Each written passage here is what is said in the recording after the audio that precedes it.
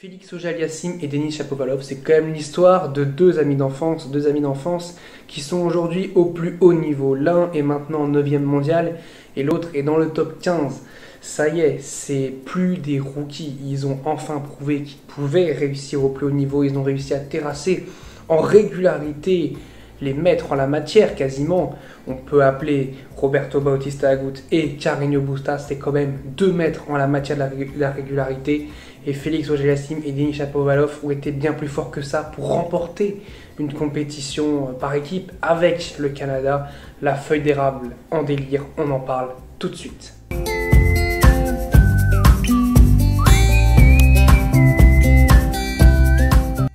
Salut à tous, alors petite voix off pour vous dire que ça y est, la décision a été prise pour Novak Djokovic, il est 9h42 aujourd'hui en France, et Novak Djokovic, l'annulation de son visa a été du coup annulée, donc il peut revenir, enfin il peut en tout cas quitter son hôtel de détention et aller du coup à Melbourne pour pouvoir s'entraîner, mais il paraît que le gouvernement peut encore faire un recours, donc a priori ça n'est pas fini, mais en tout cas le tennis pour moi en sort gagnant si Novak Djokovic peut participer à l'Open d'Australie et j'espère qu'il va y participer, mais on n'est pas encore à l'abri de nouveaux rebondissements. Voilà, donc je vous dis bon visionnage de vidéo, à plus. Salut à tous, j'espère que vous allez bien, je suis très heureux de vous retrouver pour une nouvelle vidéo. Alors ça y est, aujourd'hui à l'heure de sortir cette vidéo, le jugement de Novak Djokovic sera donné. Moi je n'ai pas encore, à l'heure actuelle là, ce n'est pas encore bon, je ne sais pas encore, donc vous le saurez à l'heure de sortir cette vidéo parce qu'elle sortira lundi, donc vous le saurez pour Novak Djokovic. Je ferai peut-être un petit truc en off à part pour parler justement de Novak Djokovic. Mais là on va parler du Canada qui remporte l'ATP Cup, le Canada qui a battu l'Espagne.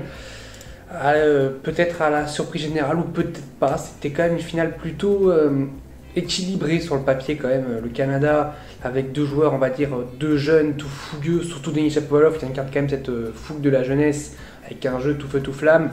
Chez Félix Auger-Aliassime, c'est quand même un peu plus canalisé, mais il y a quand même un petit peu ces erreurs de jeunesse qu'on retrouve parfois face aux papis, enfin je ne sais même pas si c'est des papis, mais face aux réguliers, face aux vétérans Roberto Bautista Agut et Carreño Busta, qui avant ce match, avant cette rencontre, n'avaient pas perdu un seul match en simple. Les deux, c'est pour dire à quel point ça allait être une marche difficile pour le Canada, sachant aussi que Denis Shapovalov n'avait jamais battu Carreño Busta. Le match semblait bien mal embarqué, surtout quand il se retrouve avec 5 balles de break à sauver dans le premier jeu. Bon, on se dit encore une fois que Shapovalov va encore peut-être décevoir et puis il va montrer une régularité impressionnante. Il a eu 9 balles de break contre lui, il en a sauvé 8. Il a été clinique, je trouve. Alors, ok, il se fait débreaker à 4-2 dans le deuxième set. Il aurait pu gagner même sur le deuxième set 6-1. Il y a eu un tout petit relâchement, mais qui au final, du coup, n'avait aucune conséquence. Ça a été hyper solide chez Denis Shapovalov. Il a été monstrueux cette rencontre. Franchement, il n'y a rien à dire. Et le problème, c'est qu'en fait, Shapovalov, c'est quand il joue comme ça, il est exceptionnel et tout. Il est niveau top 10, voire même top 5, évidemment. Mais il faut qu'il soit plus régulier parce que là, la régularité, elle est pas là. Enfin, elle n'est pas là. Là, elle a été là sur ce ATP Cup. Ça a très mal commencé face à Dan Evans, mais il revenait du Covid et tout. C'est son premier match. Il fallait s'en remettre. Mais on attend l'Open d'Australie. Mais j'ai peur qu'à l'Open d'Australie, il nous déçoive encore. Et bon, j'espère pas pour lui, mais j'ai peur qu'il fasse encore un flop à l'Open d'Australie parce que Shapovalov, c'est un tournoi sur 2 à chaque fois, ou alors même un tournoi sur 3. Donc, il va falloir faire attention avec lui. Et puis Félix Auger-Aliassime, je l'aime ce petit, franchement, je l'adore. Ce petit, il est quand même très très grand, mais il est, franchement, voilà, vraiment, il me fait plaisir à voir parce il joue avec le cœur, il joue avec des armes. Franchement, face à Bautista Agut, le premier set, il doit le perdre. Enfin, honnêtement, il doit le perdre. Roberto Bautista Agut est au-dessus sur ce premier set. Ça se demandait comment Auger-Aliassime il arrive à tenir et à remporter ce premier set. Il y a juste eu le tie-break où il a été au-dessus de Bautista Agut, là où Bautista Agut était quand même plutôt fébrile, contrairement à ce tie-break face à Hubert Hurkacz où il avait vraiment pris l'ascendant sur Hubert Hurkacz. Là, je l'ai quand même trouvé plutôt fébrile sur ce tie-break par rapport à Félix Auger-Aliassime, qui lui a été, on va dire, évidemment, qui a été très très solide sur ce tie-break puisqu'il l'a remporté. Et puis le deuxième set, voilà, le petit break au moment où il faut, avant de conclure. Voilà, alors ce n'est pas officiellement son premier titre ATP. On sait qu'il a déjà perdu 8 finales ATP, mais là, on peut quand même dire que, enfin, officieusement, il a quand même remporté un match, voilà, un match final, quand même, on peut le dire. Bon, alors, il y avait quand même aussi le contexte. Son pote avait gagné avant le match d'avant, donc il partait quand même avec un matelas d'avance. Ça veut dire que s'il perdait, il y aurait eu double derrière, donc il avait ce joker, entre guillemets, défaite que Bautista Agut n'avait pas. Si Bautista Agut perdait, bah, ce qui s'est passé, c'était fini. C'était fini de l'Espagne, c'était la fin de la rencontre. Si Félix Auger-Aliassime perdait, il y avait encore cette possibilité pour les Espagnols, enfin pour le Canada, de se dire bon, on peut gagner sur le double. Donc ça change quand même quelque chose, mais mentalement, ça va lui servir. Il y a cette victoire face à Zverev qui évidemment va être un pilier sur lequel construire. C'est vraiment un pilier parce que cette victoire est très très très importante. Et il y a pour moi aussi cette remise en question après cette défaite face à Medvedev. Parce qu'il prend quand même 6-4, 6-0 contre Medvedev. Donc voilà, Félix qui prend un 9-0 face à Medvedev, ça fait très mal. Et puis face à Bautista Agut, on sait qu'il était en plus énorme sur ce début de saison. Le match face à Hurkacz, absolument de toute beauté tactique, même en termes de drama, en termes de suspense, c'est absolument incroyable. Hurkacz qui sauve 5-6 balles de match avant de perdre sur une volée ou une montée à la volée qui aurait pu être mieux. Mais voilà, on sait que Bautista Agut, c'est un métronome, c'est un joueur qui va te faire jouer, avec lequel tu vas souffrir. Tu sais que tu vas souffrir face à Bautista Agut, tu vas pas avoir de points gratos quasiment. Tu vas devoir vraiment être bien sur les jambes, être régulier. Et ce qu'a été Félix, il a subi ce premier set, il a fait le dos rond et il a été à un niveau de top 10 dans ce top 10, enfin sur ce premier set, pardon, parce qu'il a été derrière. Et dans le moment où il fallait accélérer, enclencher l'accélérateur, et ben c'est ce qu'il a fait. Et moi je trouve ça absolument admirable chez Félix Auger-Aliassime.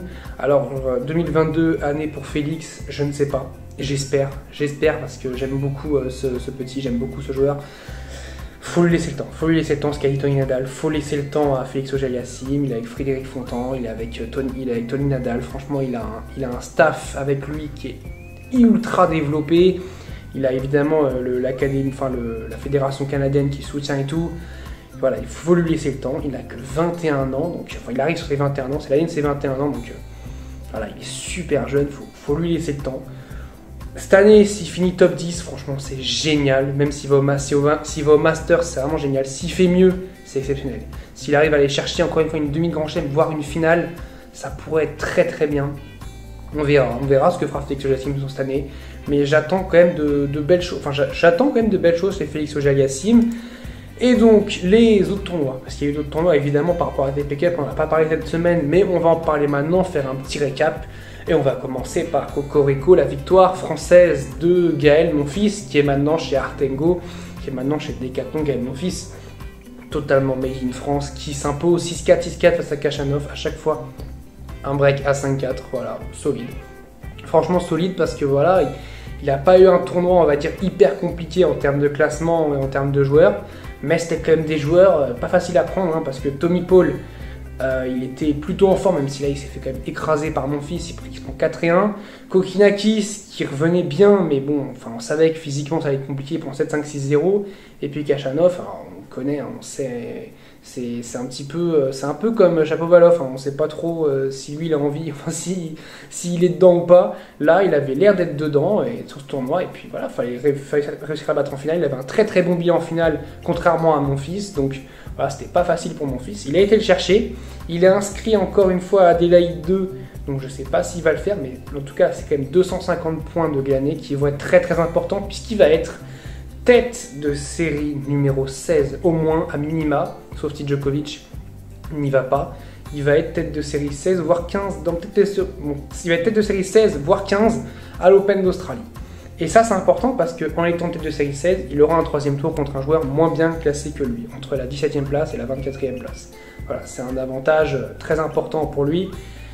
C'est important parce que voilà, ce troisième tour, il sera sur le papier en tout cas favori. Déjà, il faut y aller au troisième tour évidemment, mais voilà, c'est quand même important pour lui de revenir dans les 16 premiers mondiaux. C'est très très très important. On a eu le retour de Rafael Nadal, à Melbourne, qui voilà, s'est imposé Rafael Nadal pour son retour depuis 5 mois, qui a remporté un ATP 250. Ça fait très longtemps qu'il n'en avait pas remporté. 89e titre pour Nadal, c'est colossal face à Maxime Cressy, le franco-américain, celui qui est né en France mais qui est américain, qui bombarde de service volé. Alors le service volé, franchement c'est quand même magnifique. Alors c'est Il y en a qui aiment, il y en a qui aiment pas, mais en avoir quand même quelques-uns, en avoir dans le top 100, en avoir 5, 6, 7, c'est vraiment pas mal. Franchement, alors trop.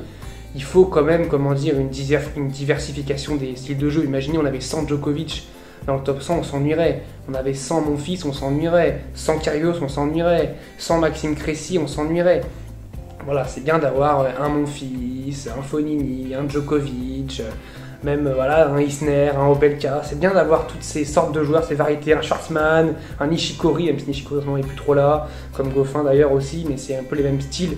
C'est bien d'avoir comme ça des joueurs qui changent et avoir comme ça des oppositions de style à gogo. Ça fait vraiment plaisir. Donc Nadal qui se retrouve, qui a réussi à battre le serveur volleyeur, même s'il a sauvé il a sauvé une balle de 7 dans le premier set, dans le tie-break du premier set, sur le service de Cressy. Donc vraiment pas simple, sur un très très beau passing d'ailleurs, il a sauvé cette balle de 7. Bravo Rafael Nadal. Chez les filles, on a eu la victoire d'Ashleigh Barty, avec Ashleigh Barty qui est lancée, qui a écrasé Rybakina. Je pensais pas qu'elle allait écraser autant, 6-3, 6-2 je crois, ou 6-2, 6-3. Ouais, elle est lancée, Barty de toute façon, elle est en mission, c'est très bien ce qu'elle veut, c'est remporter chez elle son Open d'Australie, elle ne l'a toujours pas fait. Alors ok, lui il manque l'US Open aussi, puisqu'elle a gagné Roland Garros et Wimbledon, mais on sait très bien dire c'est peut-être la dernière chose qui lui manque. Voilà, c'est remporter ce titre-là, ce titre spécifiquement à domicile, devant tous les Australiens qui n'attendent mais que ça, puisque chez les garçons, ils savent très bien que les chances sont très très très très minces, voire infimes, voire impossibles, mais ils savent que pour Ashleigh Barty, tout est possible. Évidemment, aussi la victoire d'Anisimova, très victoire d'Anisimova qui revient bien. On rappelle qu'elle a quand même été en demi-finale de Roland Garros en 2019. Après, elle a eu la mort de son père, c'était très très compliqué pour elle. Elle a eu aussi des pépins physiques, je crois. Donc là, c'est très bien de remporter un tournoi, c'est vraiment cool pour elle. Et puis aussi, nous revenons de Simona Halep qui revient très très bien, qui a aussi remporté le tournoi de Melbourne. Donc c'est vraiment bien pour elle, Simona Halep, qui peut faire une saison 2022, on va dire, en outsider, parce qu'on l'attend peut-être moins qu'en 2017-2018 où elle était au top. Mais elle peut tout de même aller chercher des résultats absolument colossaux.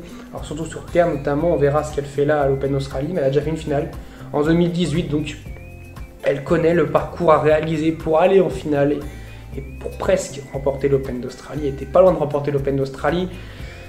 Avant cette fin de vidéo, j'aimerais vous faire une petite parenthèse. Voilà, un joueur qui me tient très cher, mon Suisse préféré, qui va quitter le top 100, Stan Wawrinka. Alors il n'est plus là depuis très longtemps, ça fait depuis mars dernier qu'on ne l'a pas vu.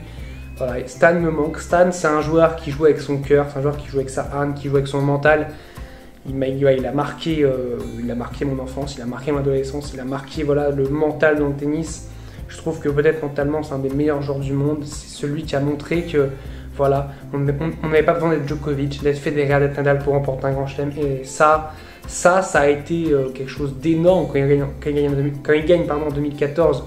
L'Open d'Australie, quand il gagne en 2015 contre Novak Djokovic Roland Garros, ce niveau de jeu, je m'en souviendrai toute ma vie. Comment il a atomisé Djokovic, comment il l'a martelé de coups gagnants, il a bombardé en revers, en coup droit, c'est absolument dingue. Voilà, Stan Wawrinka qui va être 103e mondial. J'espère qu'il va revenir, vraiment Wawrinka, alors je sais qu'il y en a beaucoup quand même Del Potro. Évidemment Del Potro aussi, j'ai envie qu'il revienne, mais Stan Wawrinka, j'ai vraiment aussi très très très envie qu'il revienne. Alors j'espère que Stan va être de retour. Voilà, let's go Stan. Voilà, ça y est, fin de cette vidéo. Alors j'espère que ça vous a plu déjà. On va se retrouver donc mercredi pour mes meilleurs moments de l'Open d'Australie. Et on se retrouvera samedi pour le tableau avec, on espère ou pas, enfin on espère en tout cas Novak Djokovic, on ne sait pas. À l'heure où la vidéo sortira, vous le saurez. Évidemment vous le saurez, je vous dis salut à tous, portez-vous bien.